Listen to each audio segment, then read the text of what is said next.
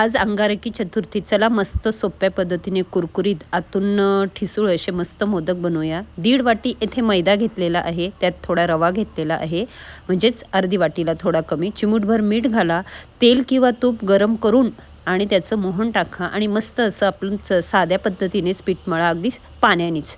हे बघा अशा पद्धती, आणि लगेच करायला घेतलं तरीही चालेल. आता त्यामधलं सारण तर नेहमीच्या प्रमाणेच करायचं की गूळ आणि खोबरं घालून, जे असं आपण नेहमी बनवतो तेच. तर हे बघा, हे असं त्यात काही तुम्हाला काजू बदाम वगैरे टाकायचे ते टाकू शकता. हे बघा, आणि गुळामुळे काय होतं, मोदक खूपच चविष्ट लागतात. अशा पद्धतीने मस्त पानं लाटून घ्या आणि त्यामध्ये ते मोदकाचे गुळाचे आणि खोबऱ्याचे गोळे भरा. तर हे बघा, सोप्या पद्धतीने गोळा त्या पारीवर ठेवायचा आणि त्याच्या आधारावर कळी पाडायची. यूट्यूबवर मी डिटेलमध्ये ही रेसिपी गणपतीच्या सीझनमध्ये दाखवलेली आहे, वाटलंच तर तेथे जाऊन बघा. हे बघा, अगदी सोप्या पद्धतीने आकार दिलेला आहे, मस्त अशा सुबक कळ्या झालेल्या आहे. आता तेल तापून अगदी कमी गॅसवर हे मोदक तळायचे, जेणेकरून ते अगदी असे ठिसूळ होतील. अगदीच कडक नाही बरं का, ठिसूळ होतील. अगदी सोप्या पद्धतीने आज नक्कीच तुम्ही बनवा.